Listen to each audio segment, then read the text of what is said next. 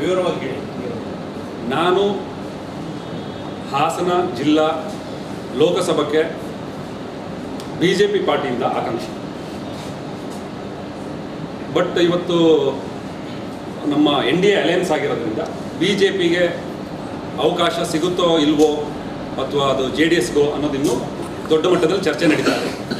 ಅದು ರಾಷ್ಟ್ರೀಯ ನಾಯಕರು ಅದ್ರ ಬಗ್ಗೆ ತೀರ್ಮಾನ ಕೈಗೊಳ್ತಾರೆ. BJPಗೆ ಏನಾದ್ರು ಅವಕಾಶ ಸಿಕ್ಕಿದಲ್ಲಿ ನಾನು ಒಬ್ಬ ಪ್ರಬಲ ಆಕಾಂಕ್ಷಿ ಆಗಲು ಇಚ್ಛಿಸುತ್ತೇನೆ. ನನಗೆ ರಾಜಕೀಯ ಹಿನ್ನೆಲೆ ಇಲ್ಲ. ನಾನು 5 ವರ್ಷದಿಂದ ನನಗೆ ಯೋಗ್ಯತೆ ಇದೆ ಅಂತ ನನ್ನ ಭಾವನೆ. ನಾನು ಕೆಲಸ ಮಾಡೋ ಆಸಕ್ತಿ ಇದೆ, ಜನಕ್ಕೆ ಒಳ್ಳೇದು ಮಾಡಬೇಕು ನನ್ನ ಭಾವನೆ. ನನ್ನ ಪ್ರತಿಯೊಂದು ಉದ್ದೇಶ ಕೂಡ ಜನಕ್ಕೆ, ನಮ್ಮ ಹಾಸನ ಜಿಲ್ಲೆಗೆ ನಾನು ಏನಾದ್ರು ಒಂದು ಕೊಡುಗೆ ಕೊಡಬೇಕು ಅನ್ನೋದು ನನ್ನ ಉದ್ದೇಶ. ಹಾಗಾಗಿ ನನಗೆ ಆ ಒಂದು ವರ್ಚಸ್ಸು ಯೋಗ್ಯತೆ ಇದೆ ಅಂತ ನಾನು ಕೇಳ್ತೀನಿ. ರಾಜಕೀಯದ ಅನುಭವ ಬೇಕು ಅಣ್ಣ, ಇಲ್ಲ ಅಂತ ಹೇಳ್ತಾ ಇಲ್ಲ. ಆದರೆ ಉದ್ದೇಶ ಮತ್ತು ನಿಯತ್ತು ಕರೆಕ್ಟಾಗಿದ್ದರೆ ಅಂಥ ವ್ಯಕ್ತಿ ಮಾಡಬೇಕು ಅಂತ ಹುಮ್ಮಸ್ಸಿದ್ರೆ ಅಂಥವ್ರಿಗೆ ಕೊಡೋದ್ರಲ್ಲಿ ಏನು ತಪ್ಪಿಲ್ಲ. ತಪ್ಪಿಲ್ಲ. ಬೇರೆ ನಿಮ್ಮನ್ನು ಕೇಳಿಸು, ಕೊಡೋದು ಅವರು ಬೇರೆ ಕಮಿಟಿ.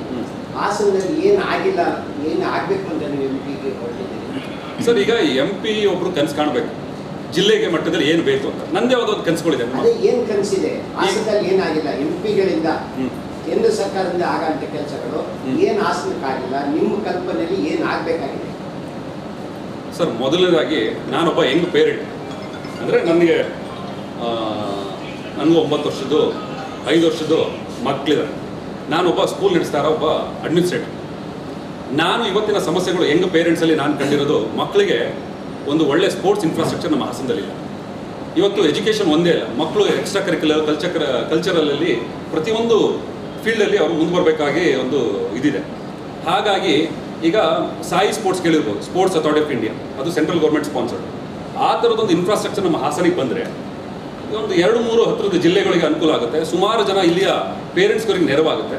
ಈಗ ಹಿಂದೆ ಹಾಸನದಲ್ಲಿ ಇದ್ದಿದ್ದು 2 ದೊಡ್ಡ ಮೈದಾನ, ಒಂದು ಸ್ಟೇಡಿಯಂ ಆಗ್ಬೋದು, ಒಂದು ಹೈಸ್ಕೂಲ್ ಫೀಲ್ಡ್ ಗ್ರೌಂಡ್ ಆಗ್ಬೋದು. ಮತ್ತು ಹೈಸ್ಕೂಲ್ ಫೀಲ್ಡ್ ಗ್ರೌಂಡ್ಗಳು ಆಟ ಆಡೋದಕ್ಕೆ ಅಷ್ಟು ಏನು ಜಾಗ ಅವೈಲೇಬಲ್ ಇಲ್ಲ.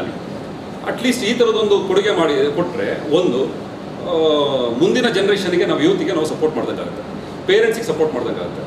ಸೊ ಇದು ಒಂದು. ಇದ್ರ ಜೊತೆಗೆ ಇವತ್ತು ಸೆಲ್ಫ್ ಎಂಪ್ಲಾಯ್ಮೆಂಟ್ ನಾವು ಕ್ರಿಯೇಟ್ ಮಾಡಬೇಕು ಅಂತ ನಮ್ಮ ಆಸೆ. ಈಗ ಲಕ್ಷಾಂತರ ಜನ ಇಂಜಿನಿಯರ್ಗಳು ತಯಾರಾಗ್ತಾರೆ. ಎಲ್ಲ ಇಂಜಿನಿಯರ್ಗಳಿಗೂ ಎಲ್ಲ ಥರ ಸಾಫ್ಟ್ವೇರ್ ಕಂಪ್ನಿಗಳಲ್ಲಿ ಎಲ್ಲರಿಗೂ ಕೆಲಸ ಕೊಡಿಸೋದಕ್ಕಾಗಲ್ಲ. ಈಗ ಸೆಲ್ಫ್ ಎಂಪ್ಲಾಯ್ಮೆಂಟ್ ಕ್ರಿಯೇಟ್ ಮಾಡಿಕೊಂಡ್ರೆ, ಸೆಲ್ಫ್ ಎಂಪ್ಲಾಯ್ಮೆಂಟ್ ಕ್ರಿಯೇಟ್ ಅವನೊಂದು 10 ಜನಕ್ಕೆ ಕೆಲಸ ಕೊಡ್ಬೋದು. ಈ ಸೆಲ್ಫ್ ಎಂಪ್ಲಾಯ್ಮೆಂಟ್ ಕ್ರಿಯೇಟ್ ಮಾಡಬೇಕಂದ್ರೆ ಏನಾಗಬೇಕು? ಸ್ಕಿಲ್ ಡೆವಲಪ್ಮೆಂಟ್ ಆಗಬೇಕು. ಸ್ಕಿಲ್ ಡೆವಲಪ್ಮೆಂಟ್ ಬರೀ ಇಂಜಿನಿಯರಿಂಗ್ ಮಾಡಿದ್ರೆ ಸ್ಕಿಲ್ ಡೆವಲಪ್ಮೆಂಟ್ ಕೋರ್ಸಸ್ನ ಅದರಿಂದ ಆಗೋ ಅನುಕೂಲಗಳನ್ನ ಮಕ್ಕಳಿಗೆ ಮುಟ್ಟಿಸುವಂಥ ಕೆಲಸಗಳನ್ನ ಮಾಡಬೇಕು. ಈಗ ನಾವು ಮುಂದಿನ ಫ್ಯೂಚರ್ ಜನ್ರೇಷನ್ನ ತಯಾರಿ ಮಾಡುವಂಥ ಕೆಲಸಗಳನ್ನ ನಾನು ಮಾಡಬೇಕು ಅಂತ ನನ್ನ ಉದ್ದೇಶ.